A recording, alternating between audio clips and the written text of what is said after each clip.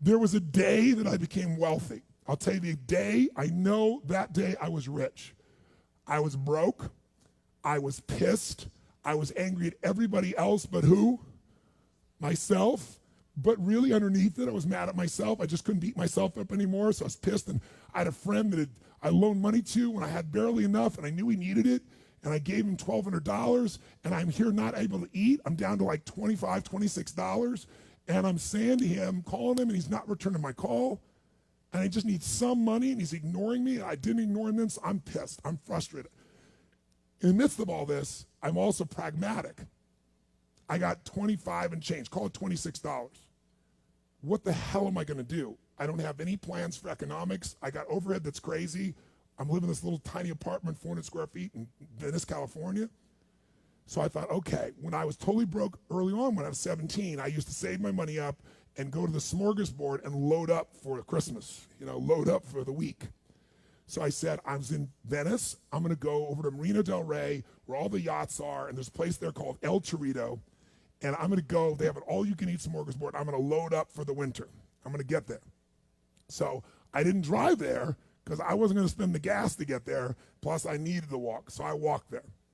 And I go in, I'm not dressed really great, but it's Marina del Rey, it's okay, and I got a place right by the window, and I can see these yachts going by, and I'm dreaming of what life could be like, and I'm starting to let go of my anger, and I'm starting to focus on what I want instead of what I don't want. How many followers say I? And that shifted me just a bit, and now I'm eating, which shifted me a lot. And I got this giant plate stacked up, and I don't know what the amount was. It was like, whatever it was, $6.95, $7.95, right? So I'm gonna do this. I could probably do this 3 or 4 times, right? Somewhere in that range. As I'm finishing my meal, this little boy comes in, dressed in a little suit. And I honestly don't know how old he'd be, probably in the 3rd grade, so maybe 8 years old, 9 years old, something like that. And he was so adorable, and he opened the door for his mother, and his mother was an attractive lady, and he came over and he pulled out the seat for her, and she sat down. And she was a pretty lady, but as pretty as she was, I was totally obsessed by this boy. He had presence at 7 or 8 years old. And it moved me. I don't know why, it moved me. And I thought, this kid is like pure. I want him to always be this way. He's such a good kid, he's a giver. So I got up and I paid for the meal, and whatever it was, $6, $7. So now I've got whatever left, $17, $18, $19. And I walk up to this little boy, and I said, excuse me. And I said, I just want to acknowledge you for being such an extraordinary gentleman. I said, I saw the way you treated your lady, how you opened the door, how you pulled the chair out. I said, that's class. I said, my name's Tony, what's yours? I don't honestly remember his name, Charlie or something. And he looked up at me and I said, Charlie? I said, that's amazing, taking your date out for a lunch like this. He goes, well, actually, she's my mom. And I said, that's even more cool. And he said, oh, but I'm not taking her lunch because I think he said he was 8. I said, oh, yes, you are. I had no plan for this. I just reached in my pocket. I took all the money I had left, $17, $18, $19, and I put it on the table. I said, you're taking her to lunch. He looked up at me and he goes, I can't take that.